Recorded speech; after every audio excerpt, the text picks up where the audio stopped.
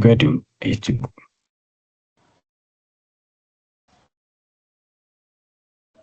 ဆိုတော့တို့ကတွားပြီးတော့စုံတဲ့နေရာဘယ်မှာလဲ1.1မှာ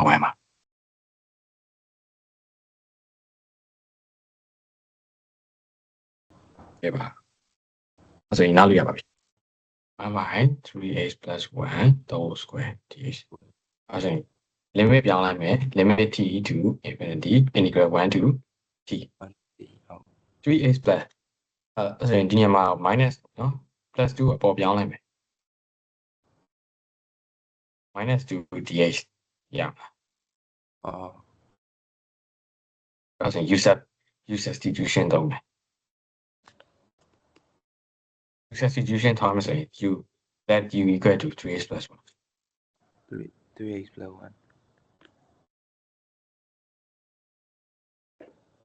1ပြီးတော့အဲ့ဆိုရင် shape ရဲ့ချိန်ကြရင် du ကဘယ်လောက်ဖြစ်သွားလဲ d က3dh ဟုတ်တယ်ဆိုတော့ d အဲ့ဆိုရင် du equal to 3h dh ပေါ့နော် okay ကြည့်လိုက်တဲ့ချိန်ကြရင်ဒီမှာ dh ပဲပါအဲ့တော့ကျွန်တော် 1 minus 3ရမယ်နော်1 minus 3 equal to 3h okay အဲ့ဒီအဲ့ဆိုရင် limit နော်အစားမသွင်းနေပါဘူးဆို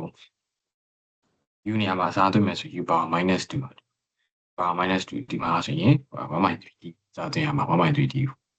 အဲ့တော့အစင်ကတော့အစားသွင်းတဲ့အဆင့်ပေါ့တော့ဒီမှာ1 to d ကိုလေပြောင်းပေးဖို့လို limit ချိန်အောင် u of 1 u of t ဆိုပြီးရှာပြရh equal to 1ဖြစ်တဲ့အချိန်နဲ့ h equal to t ဖြစ်တဲ့နေရာမှာဆိုရင် u တန်ဖိုးကဘယ်လောက်ဖြစ်သွားမလဲu တန်ဖိုးက4 okay for u of t ဆိုရင် 3d plus 1အဲ့တော့ဆိုတော့အဲ့နောက်တစ်ခုကကျတော့ u ထားရဲ့အဆင့်ရောက်သွား u ထားရဲ့အဆင့်ကတော့ integral 3h plus 1 to power minus 2 dh equal to နောက်ဆင့်ပါရေးမယ်နောက်ဆင့်ရဆိုတော့ဟိုx u တန်ဖိုးတွေစားသွင်းရမှာအဲ့ဆိုရင်ဒီမှာ limit မသွင်းခင်เนาะ limit ကမသွင်းခင် integrate လုပ်ရမှာဆိုတော့ limit t to infinity ရတော့ဒီတိုင်းပဲ integral 1 to t เนาะဒီအဲ့ဆိုရင်ကျွန်တော်ကဟိုက u ပြောင်းတော့မယ်ဆိုရင်1 to ကနေပြီးဘယ်လောက်ဖြစ်သွားမလဲ4 to 3d plus 1ဟုတ်တယ်ဆိုတော့နောက်တစ်ခုကကျတော့ဒီမှာ u တွင်းနေဆိုရင် u power minus 2 1 minus 3ပေါ့နော်1 minus 3 du အဲ့ဆိုရင် u power minus 2 rate မယ်ဘယ်လောက်ရမလဲ minus 1 so divided by ဟုတ်တယ် minus 1ဆိုတော့အခုကဒီဘက်ရှိမှာ1 minus 3ပဲရှိရောเนาะ limit t to infinity 1 minus 3ပုံထုတ်လိုက်4 to 3d plus 1အဲ့ဆိုရင်နောက်ဆင့်ရပါအတွက်မယ် lower upper limit lower limit ဟုတ်တယ် upper limit က1 limit เนาะအဲ့ဆိုရင်ဒီမှာဟို rate integral ကို rate b ဆိုတာနဲ့ဆိုတာ limit ဒီဟာဖြုတ်လိုက်လို့ရပြီ integral rate b ဆိုတာနဲ့ဒီဟာမပါတော့ဘူးเนาะဟုတ်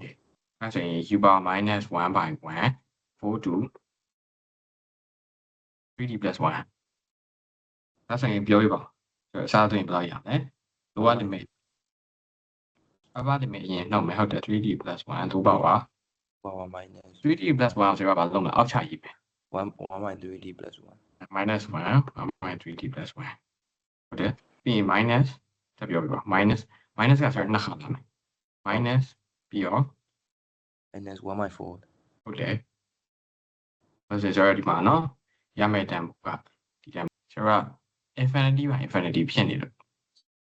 plus 1 by 4ပဲရေးထားလိုက်နော်အဲ့ဆိုရင်အဲ့ဒီအဆင့်မှာကျွန်တော် infinity အစားသွင်းလိုက်အဲ့ဆိုရင်ပိုလွယ်လိမ့်မယ်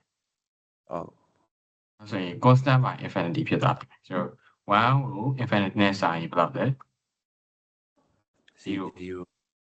ပြီးရင်1 by 4အဲ့ဆိုရင်အဖြေက1 by 2ဟုတ်တယ် integral converge ဖြစ်လာ diverge ဖြစ် convergent it converge to 1 by 12เนาะအဖြေထုတ်ရင်လို့ထုတ်လို့ရတယ်။နာ indefinite တွေ definite တွေကတော့ပြီးသွားပြီဆိုတော့ဒီ definite integral ဆိုတော့ပုံကိုဆွဲပြီးတော့မှတွက်မှာပုံဆွဲပြီးတော့ definite integral ရှာမယ်ဆိုရင်ဘာလို့လဲဆိုရင်ကျွန်တော် upper limit နဲ့ lower limit လို့ရတယ် upper limit တွေကနေပြီးတော့ lower limit ပေါ့နော်အဲ့တော့ဘယ်ဟာက upper limit ဘယ်ဟာ lower limit ဆိုပြီးတော့ကျွန်တော်သိဖို့လိုတယ်။ဘာဆိုရင်ဒီပုံကိုကြည့်လိုက်နော်ဒီပုံမှာဆိုရင်ကျွန်တော် upper limit က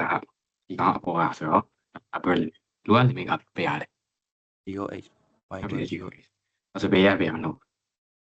f of h then 0h ကိုနှုတ်ပြရတယ် အဲ့ဆိုရဲ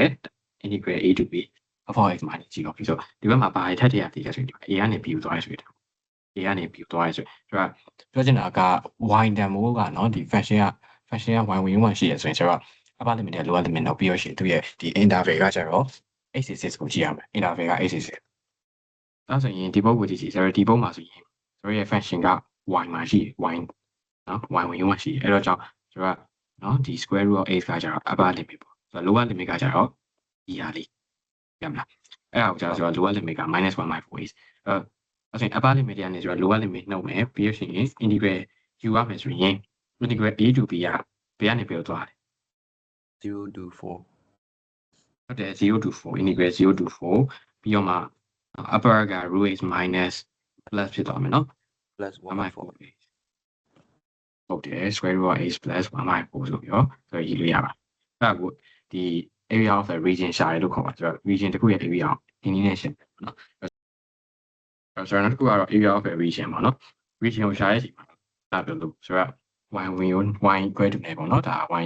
intercept လို့လည်းခေါ်ပါတယ် y intercept နဲ့ပေးထားတယ်ဒါဆိုရင်ဆိုတော့ y intercept တွေပေးထားပြီးတော့ခဏလိုမျိုးဟာ x win ကိုရှာမယ်ဆိုရင်ဆိုရင်ဒီမှာဆိုရင်ဆိုတော့မျိုးလေးပေါ်တယ် y equal to x ဆိုတော့ y equal to 4 minus x square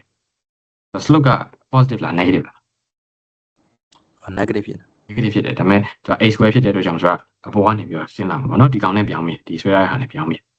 အဲဆိုရင်ဆိုတော့ဒီလိုလေးပေါ့နော်ဘယ်ကနေဆင်းလာမှာလဲဆိုရင်ဟိုကနေဆင်းလာ 4 1 7 အဲဒါကြောင့်ဆိုတော့ဒီပုံလေးဒီလိုပုံလေးပေါ့ဟိုမိုင်းနဲ့ x square ဆိုပြီးတော့ရှိတယ်နော်အဲဆိုရင်ဒီလိုမျိုးဖြာထွက်သွားတဲ့ဟာဒီနားလေးမှာဆက်လာတယ်အဲ point ကဒီနားမှာဆက်တယ်အဲဆိုရင်ဒီ point ကကျတော့ဆိုတော့ intersection point ပေါ့နော်အဲဆိုရင်ဒီမှာ interval က 0 ကိုရှိတယ်ဟုတ်လားဒါက x square အဲဆိုရင်ဒီမှာ y equal to x square ရေဒီဘက်က graph ပါ y equal to 4 minus x square ဟုတ်တယ်အဲဆိုကြည့်ကြည့်ပါအပေါ်အောက်ဖြစ်နေတာဘယ်ညာဖြစ်နေတာအဲ့ဒါကဆိုဘယ်နည်းနဲ့ခွဲမလဲဆိုတော့ပြောပြမယ် x တန်မူပေးထားတယ်ဆိုတော့မှကြည့်တာနော်ပေးထားတဲ့တန်မှာဆိုတော့ x equal to 0လို့ပြောတယ် x ဝင် u က0ဆိုရင်နဲ့အဲဆိုရင်ဒီပုံအတွက်ဆိုတော့ x အနာပဲထပ်ပြီးစဉ်းစားပေးရမယ်နော်ဘယ်လိုမှတ်ကမလဲဆိုရင်ဆိုတော့ဒီ x နဲ့နော်ဒီ integral ဆိုတော့ဒီမှာထပ်ပြီးပြောမယ်အပေါ်အောက်ကမှဒီဘေးနားမှာပါမလဲဆိုရင် dx ပေါ့ dx ဆိုရင်တော့ integral h1 to h2 ညာကြပဲရှိမှဆိုရင် dy ဖြစ်ရမယ် integral dy ဟုတ်ရနော်integral ဘေးနားမှာဆိုတော့ဒီ dx dy နေထည့်ပေးဖို့လို့ဒါကဘာနဲ့ရှိတာလဲဆိုတော့ x နဲ့ရှိတာပေါ့နော်အဲတော့ဆိုရင်ဆိုရဲ function မှာဒီမှာ x နဲ့ရှိမယ်ဆိုရင် x square ကြီးပဲထွက်လာမယ်ဟုတ်တယ်ဟုတ်ဒီဟာကဘာနဲ့ရှိမလားဆိုရင် dx နဲ့ရှိမလား dy နဲ့ရှိမလား dx ဟုတ်တယ် dx နဲ့ရှိအဲဆိုတော့ dx နဲ့ရှိမယ်ဆိုရင်ဆိုရဲ interval ကိုသုံးလို့မရဘူးက dy ဖြစ်နေ dy နော်အဲဆိုတော့ y ဒါပဲဖြစ်နေတဲ့အတွက်ကြောင့်ကိုသုံးလို့မရအဲ့တော့ dx ဆိုရင်ဒီဘက်ကချမ်းကဒီမှာတက်ဆွဲကြည့်လိုက်မယ်နော်ဒီမှာ d ကနေတက်ဆွဲလိုက်အဲ့ရောက်တဲ့နေတော့ h ပဲ h တန်ပို့တယ်အဲဆိုရင်နော်ဘယ်လိုရှာမလဲဆိုရင်မှကြည့်လိုက် y equal to 4 minus x square နဲ့ y equal to x square ကိုညီတိုင်းရင်ကျွန်တော်ဒီလိုချင်တဲ့ point မရအောင်လား intersection point ရမယ်လေ intersection point နဲ့နှစ်ခုညီရဲ့အချိန်မှာဆိုတော့ intersection point ရတယ်အဲ့တော့ဆိုရင်4 minus x square နဲ့ x square နဲ့တူရမယ်အဲ့ဆိုရင် 2x square equal to 4 x square equal to 2 x equal to လောက်ဖြစ်မယ်တူမယ်နော် plus ပဲရ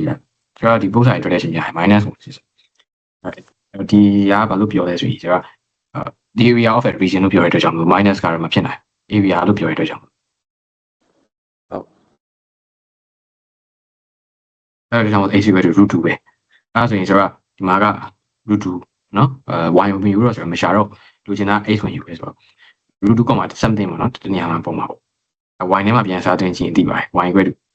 ဘယ်လောက်လဲဆိုတော့2မှာပုံမှာ2ဆိုတော့ √2 ပေါ့နော်ဒါကတော့ဒီ point နာမည်အဲ့ဆိုရင်ဆိုရင်ဒီမှာရလာတဲ့ကောင်လေးကကျတော့ √2 ပဲအဲ့ဆိုရင်သိကြတော့ပြီဆိုတော့ interval ဘယ်ကနေပဲကြည့်လဲ0ကနေ √2 0ကနေ √2 ကြာပေါ့နော်0ကနေ √2 ကြာအဲ့ပဲလားဆိုတော့မဟုတ်သေးဘူးဒီမှာကျွန်တော်ဒီမှာကြည့်လိုက်0ကနေ √2 ရှာပြီးရင်ဒီအနာတော့ကဆိုတော့အပေါ်တွေကနေအောက်ကိုနှုတ်တယ်ဆိုတော့အဲ့ဒီမှာပြင်ပြီးတော့စားသိဟိုအောက်တွေကစားသိโอเคလားအဲ့ဆိုရင်နောက်တစ်ဆင့်ရဆိုတော့အစားသွင်းတဲ့ဆင့်အပေါ်ကဘေးရတယ်အပေါ်ကဘေးရတယ်ဆိုတော့ဘယ်လိုနည်းနဲ့ခွဲမလဲဆိုဒီမှာကြည့်လိုက်နော် ဒီမှာဒီပေါ်တက်သွားရလေအဲ့လိုမျိုးခွဲလို့လေရတယ်လို့အဲဆိုရင်0ကနေ √2 ကြားမှာဆိုတော့ y ဝင်ယူရနော်ဒီမှာကြည့်လိုက်မယ်ဆိုရင်ဒီလိုလေးချက်လိုက်မယ်အဲဆိုဒီလိုလေးချက်လိုက်တဲ့အချိန်ကျရင်တော့ဒီမှာကြည့်လိုက်အခုပြာတန်းလေးကဒီလိုလေးဆင်းလာတော့ x = 0ကနေ √2 ကြားမှာy = a square y = 4 - a square ဆိုတော့ a square ဆိုတာအပေါ်ပိုင်းမှာရှိတယ်4 - a square ဆိုတော့အောက်ပိုင်းမှာရှိတယ်ဒါဘာလို့ပြောလဲဆိုရင်ဒီ4 - a square အောက်ကိုဆင်းလာတဲ့အတွက်ကြောင့်ရမလားဟုတ်ဆိုတော့အပေါ်ကကျတော့ဒီဟာပါနော်ဆိုတော့အဓိကတော့ကျွန်တော်ပြန်ပြီးတော့အဖြေထွက်လာတဲ့အချိန်ကြာရင် area positive ပဲဖြစ်က negative မဖြစ်ကအဲ့တော့ n နဲ့လည်းဟာလည်းပြန်ပြီးတော့ identify လုပ်လို့ရတယ်ဟုတ်အဲ့တော့ကျွန်တော်အပေါ် a square ထည့်လိုက်တယ်4 - a square ထည့်လိုက်တယ် a square plus a square minus နော်4ပေါ့ခဏဆရာဒီမှာမရှိမရိတ်သေးဘူးအရင်ဆုံးပေါင်းလိုက်မယ် a square plus a square minus 4ဆိုပြီးရပြီပြီးတော့မှနောက်တစ်ဆင့်မှာကြာမှာဟို rate လို့ပေါ့နော်ဘာလို့ဆိုပို့ပြရှင်းတာ 2a square ဆိုတော့မှ 2a square အဲ့တော့ပဲ rate လောက်လိုက် 2h square rate integrate လုပ်မှဆိုရင်ဆိုတာ 2h cube by 3 minus 4h ပေါ့နော်အဲ့ဆိုရင် limit ကကျ0ကနေ √2 သွားရုံပဲအဲ့ဆိုရင်နောက်ဆုံးဖြေက 2h cube by 3ပြီးတော့ minus 4ဆိုတော့အဖြေထည့်လိုက်တဲ့အချိန်မှာရလာမှာက 2 √2 cube minus 4 √2 0အတွက်ကထည့်စရာမလိုတော့ပါဖြေအဲ့ဆိုရင်နောက်ဆုံးဖြေကတော့ဒီတိုင်းထားလို့ရတယ်ရမလားဖြေရအောင်နော်ဟုတ်ရတယ်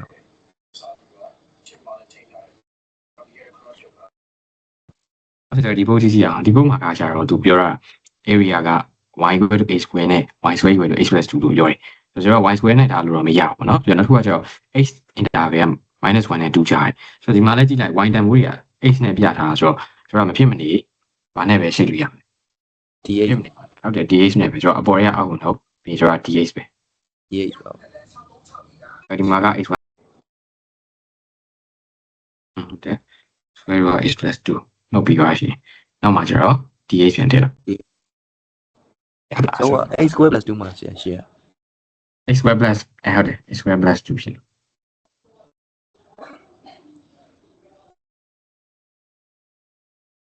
x square plus 2လားဟုတ်တယ် x square plus 2အဲ့တော့နောက်ဆက်ရကြအောင်ဆိုဒါ integrate မလုပ်ခင်မှာအရင်ဆုံးဟိုဘာနည်းနဲ့လုပ်မယ်ဆိုတော့ကြည့်ရမယ်ဆိုတော့ဒီမှာကကြတော့ဒီကပုံမှန်အတိုင်း integrate လုပ်လို့ရတယ်ပါတစ်တူတွဲပါတယ်စားဆိုပြီးတော့ဒါပေမဲ့အနောက်မှာပါတယ်ဒီတန်မှုပေါ့နော်ဒီတန်မှုကကျတော့ရိုး rate လို့မရဆိုတော့ဘာပဲသုံးလို့ရတယ်ကျွန်တော်ပြောထားတယ်ပေါ့နော် square root တွေပြီးရင် square တွေမှာ function တွေပါလာပြီဆိုရင်ဘာနဲ့ပဲ rate u substitution u substitution နဲ့ပဲ rate ရအောင်အဲ့တော့ဒီဟာလေးသိဖို့လိုပါတယ် let u equal to x + 2 d u equal to ဆိုတာလေ dh ပဲနော်1ဆိုတော့ dh ပဲ okay ဆိုရင်နောက်ဆင့်ကကျတော့အဲ့ဒီဟာကိုဆိုတာဆွေးနွေး integrate လုပ်လိုက်ပြီးဆိုတော့ဖြုတ်လိုက်ရုံ h cube by 3 + 2h minus square root u ဟုတ်တယ် minus square root of u ပြီးရင် dh ညမှာ du ပုံမှန်တော့ဆိုတာအဲ့လိုကြီးစားသွင်းရင်ရှေ့မှာ h နဲ့ဒီမှာလည်း h နဲ့ဆိုပြီး u ကကျတော့ကြောင်ကြောင်ဖြစ်နေအဲ့ကြောင့်ဆိုတော့အဲ့ဒီ integrate လုပ်တဲ့အဆင့်ကိုတော့ဒီနားလေးမှာတက်တက်လုပ်လိုက်ဟုတ်လားပြီးတော့မှ integrate လုပ်ပြီးသားအောင်မှာပြန်ပြီးတော့အစားပြန်တယ်ပြီရမှာဟုတ် integrate h + 2 square root of h + 2အဲ့ဒါကိုဆိုတော့ integrate လုပ်တဲ့အချိန်မှာ square root of u du ဖြစ်သွားလိမ့်မယ်အဲ့ဒါဆိုရင်တက်ပြီးတော့ rate မှာက u ကို rate ကမှာ 1/2 ဆိုတော့တစ်ပေါင်းတော့ u က 3/2 2i3 နဲ့မြောက်ဟုတ်တယ်အဲ့ဒါပြီးပြီလားဆိုမပြီးသေးဘူးဆိုတော့ u တန်မှုပြန်အစားသွင်းပြီအဲ့တော့မှဒါနောက်ဆက်ဒီထဲမှာသွားပြီးအစားသွင်းလို့ရမှာပေါ့နော်ဒီ equation တော့သွားပြန်ပေါင်းလို့ရအောင်အဲ့ u equal to ဘယ်လောက်သွင်းမလဲ 2/3 into h + 2 the whole power 3/2ဆက်ပြီးတော့နားလည်လားမသိဒီမှာ h စီပဲရှိရတဲ့အတွက်ကြောင့် square root u လို့ရေးလို့မရအောင် h စီပဲရှိရတဲ့အဲ့တော့ကြောင့်ဆိုတာမပြင်ချင်တော့လို့ဒီ u ကိုတက်တက် rate ပြီးတော့အစားသွင်းဟုတ်ရ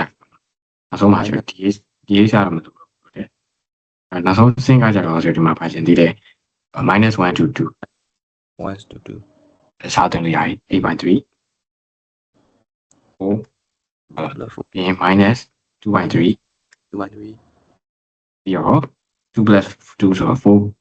4အဲ့ဒါပဲဒါဆိုမဟုတ်သေးဘူးเนาะနောက်မှကျန်သေးတယ် minus 1ကျန်သေးတယ် ဟုတ် ဆိုတော့ဆက်ရေးမှာဆိုတော့ကိုရင်ဒီဘက်နာပြမယ် minus ဟုတ်တယ်ပြောပါ minus 1/3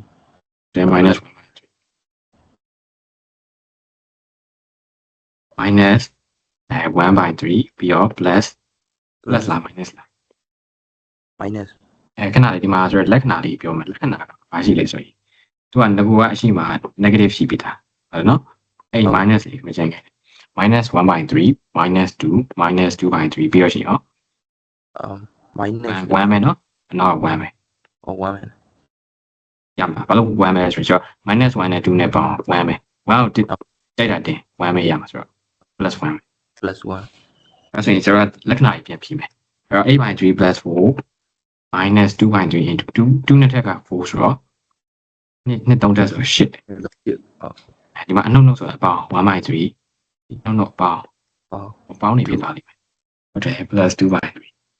2/3 okay အဲ့တော့ 8/3 နဲ့ 1/3 ကိုပေါင်းလိုက်ပြီးရင်ဟိုဒီဟာနဲ့ထပ်ပြီးတော့ပေါင်းလို့ရသေးတယ်ဟော by 3အကုန်လုံးပေါင်းလိုက်ပေါ့နော်အဲ့ဆိုရင်8/3 နဲ့ 1/3 နဲ့ပေါင်းရင် 9/3 ပေါ့ဒီမှာထပ်ပြီးပေါင်း 11/3 11/3 16/3 ဆိုရင် minus 5/3 5/3 နော် minus 5/3 ပြီးတော့ရှင်ရော plus 5/3 plus 6ဟုတ်တယ် plus 6ပဲကျန်တော့အဲ့ဆိုရင်နောက်ဆုံးရှင်းက3အဲ့ဆိုရင်ကျန်တော့ပြီပါဆရာဟုတ်လားဆက်ဒီလိုကြောက်ပါ13/3နော် x equal to 1 minus y square ဆိုရင် dy နဲ့ rate တာဟုတ်ဥပမာဆိုတော့ y equal to x square plus 2ဆိုရင်ဘာနဲ့ rate လဲ ဒီ x နဲ့ rate ဟောနောက်ကပဲကြည့်အောင် ဟုတ်တယ်နောက်ကဟာဝဲကြည့်ရမှာနော်ဆိုတော့အစားသွင်းတဲ့ချိန်တိုင်းဒီတန်ဝဲသွင်းမှာအဲ့လိုကြောင့်ပါအဲ့တော့ဆိုရင်ဥနာပြောရဲ y equal to ဟုတ်ပေးထားတာကဆိုပြောင်းလာမှာက y equal to x plus 1 x equal to ပြောင်းမယ်နော် y minus 1ဒီဘက်မှာက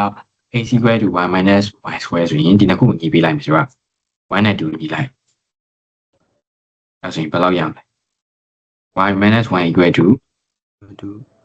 1 minus 1 square ဟုတ်တယ်အဲ့တော့ y square plus y minus 2 equal to 0 ပေါင်း2နဲ့နောက်2 plus 2 minus 2ရဲ့ y ဟုတ်တယ်1ရဲ့အဲ့ဆိုရင်ဒီဟာဒါပဲပေါ့ ညာအစားပဲလားဆိုမဟုတ်သေး မဟုတ်စ ဒါ ရာ ပုံဆွဲဖို့အတွက်ပဲဆိုတော့ဒါပါလဲဆိုရင်ဒါပုံဆွဲမဲ့ဟာပုံကဘယ်နာမည်မှာရှိမှာလဲဆိုတော့ခုနပြောရလေ integral ခုနပြောရ f of y နဲ့ g of y လောက်တဲ့ချိန်ကြာရင်ဘာပါလို့လဲဆိုရင်နော်ပါလို့လဲဆိုရင် dy နဲ့ rate မှာဆိုတော့ဒီမှာထည့်ရမယ့်တန်ဖိုးတွေကဘာထည့်ရမှာလဲဆိုတော့ 1 y နေပဲထည့်ရမှာလေ y1 နဲ့ y2 y1 ခုန f of y g of y ဆိုတာကျွန်တော်မှာပါရှိလဲဆိုရင်y ဟုတ်လား y နေရှိရ y x equal to 1 minus y square ဆိုတော့အဲ့တန်ဖိုးတွေဆိုတာ f of y g of y မှာထည့်ရမယ်အဲ့ဆိုတော့အဲ့ဒီဟာရလာပြီးဒီစင်းရလာပြီးဆိုရင်ဘာလုပ်ရမလဲဆိုရင်ပုံဆွဲရမှာပုံဆွဲပြီးတော့မှဆိုတော့ဘယ်ရညာဟုတ် right side နဲ့ left side ကဘယ်ဟာလဲဆိုပြီးဆိုတာသိမှာ right side left side ကိုသိမှာအဲ့ဆိုရင်ပုံဆွဲမယ်နော်ပုံကဒီမှာပုံကကျတော့ဦးနာကပုံက x equal to 1 minus y square အတွက်ကပြောင်းပြန်ဆိုတော့ c ပုံလဲဆိုတော့တစ်ဖြစ်သွားတယ်ဒီဘက်ချန်ပေါ့နော်ပြီးနောက်တစ်ခုကတော့1 minus y equal to x plus 1ပုံဆွဲတော့အတက်ပဲဆိုတာရတယ် x equal to နဲ့မဆွဲနဲ့တော့ y equal to x plus 1အတွက်နော်y ဒါဆက်1မှာဆိုတော့1တက်မှာဖြတ်ဒီတက်မှာနော်ဟုတ်increasing ဆိုတော့ဒီ body ပဲပေါ့ဟုတ်ပြီဒီမှာဒီနှစ်ခုကမှာသွားပြီးတော့စုံမလဲဆိုရင်ပြောထားတယ်ဟုတ်ဒီမှာ intersection point က -2 တဲ့1မှာစုံအောင်အဲဆိုရင် -2 ကြည့်လိုက်နော် -2 နဲ့1မှာစုံဆိုတော့ဒီမှာဒီ graph ရဒီရဟုတ်ဒါ -2 ပေါ့ -1 နဲ့ -2 ကြာဆို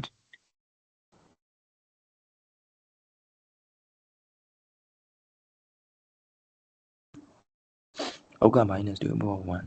okay -2 နဲ့1ကြာ။ -2 ကတော့ဟို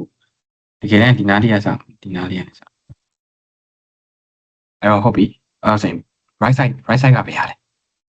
right side က1 minus y square ဟုတ်တယ်1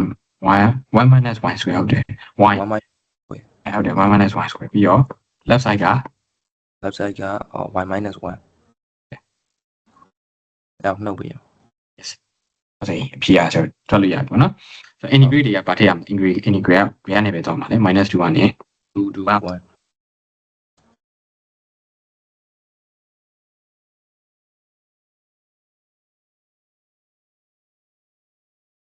-2 ကနေ1အောင်သွားအဲ့ဆိုရင်ဒီမှာ integrate လုပ်တဲ့အချိန်ကြာရင် -2 2 point ပြီးရင်ဒီဘက်မှာဘာနဲ့ rate မှာလဲဆိုရင် dy ပါမယ်နော် dy ပါဖို့လို့ဒီမှာ green တက်ခတ်ဖို့လိုလားဆိုရင်သူကနှစ်ခုလုံးနဲ့ဆိုင်တာ dy ကအဲ့ဒါကြောင့်ခက်ဖို့လိုတယ်အဲ့တော့ဒီမှာဆရာအရင်ဆုံးအရှင်းဆုံးပုံစံလေး simplify လုပ်လိုက်ပြန်ပေါင်းလိုက်နော်ပေါင်းဖို့လိုတယ်အဲ့တော့ဆိုရင်ပေါင်းရင်ဘယ်လောက်ရမလဲ2 minus y square minus 1တဲ့ dy အဲ့တော့ထပ်ပြောပြပါအောင်ဆိုတော့ 2y minus 2y minus y cube by 3 minus y square by 2 y square by 2အဲ့တော့ဆိုတော့ဆုံးစင်ဒီမှာတော့မဖြစ်ဘူးminus 2ကနေ1အောင်သွားရုံပဲ2 minus 1 by 3 minus 1 by 2 minus 4 minus 4 plus ဖြစ်သွားမယ် plus 8 by 3 plus 4 by 2ဒါလေးဒီပိုင်းထားလိုက်ဒီဟာကိုလေးရှင်းတဲ့ချိန်ကျရင်ဒီကောင်တွေတောင်းပေါင်းရင်ကျတော့ပူကြရဲသက်စီပေါင်းရင်ပူကြရဲ ဟုတ် plus 4 minus 8 by 3 plus 2 အဲ့ဒါနော် minus 4 plus 8 by 9ဟုတ်တယ်ဒီကောင်ကခဏဒီကောင်က minus ပဲအဲ့ minus 2 the whole square က plus ဖြစ်မှာဆိုတော့သူက minus ပဲအရှိမ minus ပါပြီတာဟုတ်နော်ပါ4 by 2ဆိုတော့2ဖြစ်သွား plus 2ပေါ့ဆိုပေါင်းလိုက်တော့လွယ်သွားပြီ2နဲ့2နဲ့ပေါင်း4 4နဲ့8နဲ့ပေါင်း8ပေါ့နော်ဆိုရင်8 by 3နဲ့1 by 3ပေါင်းတော့ minus 3 minus 1 by 2 5 minus 1 by 2ပဲโอเคနောက်ဆုံးဖြေက9 by 2ဒီနည်းနဲ့ပဲပေါင်းလိုက်နော်ပို့ပြီးတော့လွယ်တူတာလေးစုပေါင်း2နဲ့2နဲ့4နဲ့ပေါင်းပြီးတော့မှကျန်တာ1 by 3နဲ့8 by 3နဲ့ပေါင်းရမှာအဲ့ဒါဒီပုံစံအတွက်ရင်ဘယ်ကနေစထွက်မလဲဆိုတော့ y ရွဲတူအခုကိုညီပေး intersection ရှာပေါ့နော် intersection point ရှာအဲ့တော့ inter ပဲပေးထားရင်တော့အဲ့ဆရာမလို့ -1 နဲ့ဥမာ x တန်ပို့က -1 နဲ့2ကြားဆိုရင်ဘယ်လိုတော့y equal to y equation နှစ်ခုပေါ့နော် y equation ကိုညီပေးရဟုတ်ဘာတော့လဲဆိုတော့ intersection point ရှာပေါ့နော်အဲဆိုရင် interval မပေးထားဘူးပြောချင်တာဆိုတော့ y equal to နဲ့ပေးရ equation တိုင်းက x square plus 2ဆိုရင်x စီပဲပါမှာပေါ့အဲ့နှစ်ခုကျတော့ညီပေးဆိုရင် x square plus 2နဲ့ x plus 2ညီလိုက်ပါရမယ်ဆိုရင် x ရဲ့ solution တွေရမယ်ဟုတ်အဲ့ x equal to plus or minus 1ဆိုတော့ plus 1ပဲပေါ့နော်ဟုတ် x square နဲ့ x နဲ့ခြေလိုက်တော့ x equal to 1လေ1ရအဲ့ဒါကြောင့်ဆိုတော့1ဆိုရင်ဒါဟုတ်ပြီဒီတာပဲ1လုံးရပြီးရင်သူကဥမာထပ်ပြီးတော့ point ပေးတော့ပေးရမှာပေါ့0လား point တစ်ခုပေးတာ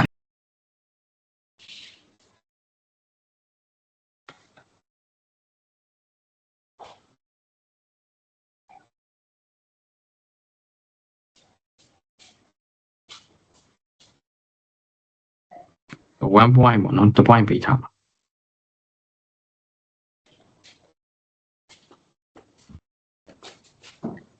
ဒါဆိုရင် server တက်ပြီးတော့ 6.1 ပဲရှိပါမယ် site ဒီမှာတော့ဆို area ပဲတန်းရှာရပုံနေပေးထားပြီးသားပုံတော့ဒီမှာ interval မရှိဘူးဆိုတော့ဘာစချမလဲ intersection ရှာဟုတ်တယ် x equal to 2 minus x square plus x minus 2 equal to 0x equal to minus 2 or 1ဟုတ်တယ် okay ရပြီဒါဆိုရင် minus 2 1အဲ့တော့နားပြောလို့ဆိုတော့ဒီမှာနှစ်ခု point ရှိရမှာပြီဆိုရင် integration ရရမယ်ဟုတ်တယ်အဲ့တော့ဒီဟာကနော်ဘာနဲ့ရှိမှာဘာနဲ့ rate မှာလဲ dh နဲ့ဟုတ်တယ်ဘောကနေအောက်ဆို2 minus x square minus h dh ပဲ ရပါပြီ2 minus ဆို minus ခဏဒီမှာတစ်ခု minus တော့ဆိုဒီက plus ဖြစ်သွားsorry x ကငကိုတွေက plus ပါပြီးသားဆိုတော့ဟုတ်တယ် minus x ပဲဟုတ်ဆိုရင်2 minus x ဆို minus x ပဲဆိုတော့အဲ့ဆိုရင် rate လိုက်ရင် 2x minus h u by 3 minus a square by 2 minus 2 to 1 okay စားသွင်းလိုက်ပါ2 minus 2 minus 3 3 minus 1 by 2 minus minus 4 plus 8 by 3 plus minus ပဲเนาะ minus ပဲ minus ဆိုတော့အရှိမတွေ့ခဲ့ပြီ minus 2နဲ့တက်တယ် ဟုတ်တယ် minus 4 by 2ဒီပြင်းရှာမှာရမှာခုနလိုမျိုးအဆင့်ပဲပြင်ဘာလုပ်ရမလဲဆိုရင်ပုံမှာဆွဲပေးရမယ်ပထမချက်က intersection ရှာပြင်ပုံဆွဲပုံလည်းမပေးထားလို့ ဟုတ်ဒါနံပါတ် D ဆိုရင် intersection ဘယ်လိုရှာ HU ရွယ်ဒီ calculator နဲ့ပြတယ်ဒီမှာအကောင်ပါဆိုတော့ ကောင်းပါပါ ဒီတစ်ချမ်းပဲပါဘာလို့ဆိုတော့အနှုတ်မပါ area ဆိုတော့လေဒီ positive ဘိုင်းပဲပါအပုံလေးလေ့ကျင့်ခြင်းဆရာဒီ calculator နဲ့လေ့ကျင့်ပါဘာလို့ဆိုတော့ဥပမာ y equal to x4 ထိလေ့ကျင့်တယ်အဲ့ဒါဆိုတော့ x4 ထည့်လိုက်ဥပမာ x4 လေနောက်တစ်ချောင်းအင်တာပဲပေါ်အကောက်ဒီတော့ဟိုက9တက်6တက်လောက်ဆိုရင်ပို့ပြီးတော့နှိမ့်သွားနှိမ့်သွားလိမ့်နှိမ့်သွားနော်4တက်လောက်ထိရလို့ပဲပေါ့နော်ဟာ4တက်နဲ့5တက်ဆိုရင်ဘယ်ကပုံနေ5တက်ပုံနေနော် အားရကပုံနေ လေ့ကျင့်လို့ရတယ်ဒီပါနောက်ထပ်တွက်မယ်ဆိုရင်တော့အဲ့ဒါ1.1မှာသွားဆုံးတယ်ဟုတ်တယ်ဒါလေโอเคတော့ရှာမှာကဘာလဲရှာဒီ y နဲ့ရှာမှာဒီ x နဲ့ရှာမှာဘာလို့ဆိုတော့ဒါ x square ဒါ h cube ဆိုတော့ D 8ကို ဟုတ်တယ်အဲ့ဆိုရင်0 to 1ပေါ်ရဆိုတော့ x square ရနဲ့ h cube တော့ရအောင် a x square ဟုတ်အဲ့ကြောင့်လို့ဒီ x ကနော်ပေါ်ရအောင်တော့မရအောင်အဲ့ဆို x square ကတော့ h cube by 3 minus h 4 by 4 x4 by 4 0 to 1 1 ရနော်ဟုတ် အဲ့ဆိုရင်အဲ့ဆိုရင်ကျတော့1 by 3 minus 1 by 4ပဲကြည့်လိုက်နော်ဆိုတော့အဖြေကအပေါင်းမဲ့ထွက်တယ်ခုနလိုမျိုးဆိုတော့ h cube အရှိမှဒါအနောက်ထွက်လိမ့်မယ်အဲ့ဒါမလို့ x square အရှိရထွက်တယ်ဖြေကတော့1 by 2ပဲထွက်လိမ့်မယ်ဒါပေမဲ့ minus ဆိုရင်ကျတော့ area plus ပဲဖြစ်ကြမှာဆိုတော့ plus ပဲအဲ့ဒါကြောင့်ဆိုတော့ minus ကို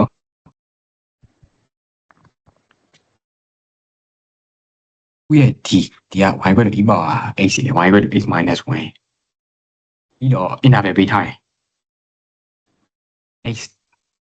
အဲ့ဆိုတော့ဘာနဲ့ rate ရမလဲ D x နဲ့ရရ ဒီ x ပဲအဲ့ဆိုရင်0 to 0 to မဟုတ်ငယ်က minus 2 0ကြည့်ရတယ်နော်0.1ဖြစ်သွားတယ်0.1နော်အဲ့တော့နောက်တစ်ခုကြည့်အောင် y equal to x minus 1ဆိုရင်အပေါ်လားအောက်လား x square minus 1 x minus 1 x minus 1အောက်ပဲနော်အောက်ပဲ အောက်ပါ minus 1 minus 1ဟုတ်တယ်ဆိုတော့အဲ့နှစ်ခုရဲ့ intersection point ကတော့မရှိဘူးဒါပေမဲ့ interval တော့ရှိ interval ဆိုသူပေးပြီးသားဒါဆိုတော့အပေါ်ရဲ့အောက်နှုတ်မယ်ဆိုရင်ဘယ်ရဲ့နောက်ဒီဘက်ဟို x နဲ့ပြီးတော့ x minus 1တော့ဟုတ်တယ်ရပြီဒီဘော x ရနေ x minus 1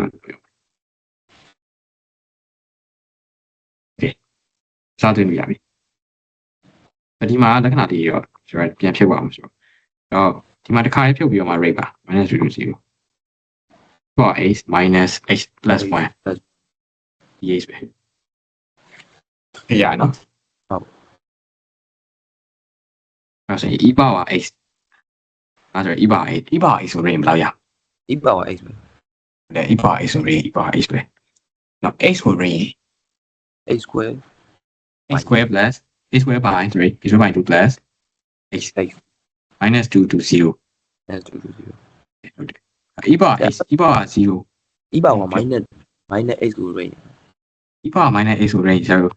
ပုံမှန်ဆိုရင်တော့ differentiate ကနော် power ရှိချဆိုရ minus e power minus x e power minus x ဆိုတော့ rate တဲ့ချိန်ကျရင်တော့ integrate e power minus x ဆိုရင် e power minus x by minus 1မှာ e power minus 2x ဆိုရင် e power minus x by e power minus 2h by minus 2 minus 2ပြောချင်တာဒီနှစ်ခုကအတူတူပဲဒီဟာနဲ့ဒါနဲ့အတူတူပဲ ဟုတ် ဖြစ်ရတူပဲနော်ရပါလား ဟုတ် ဆိုရင်အစားသွင်းရုံပဲ e power 0အစားသွင်း minus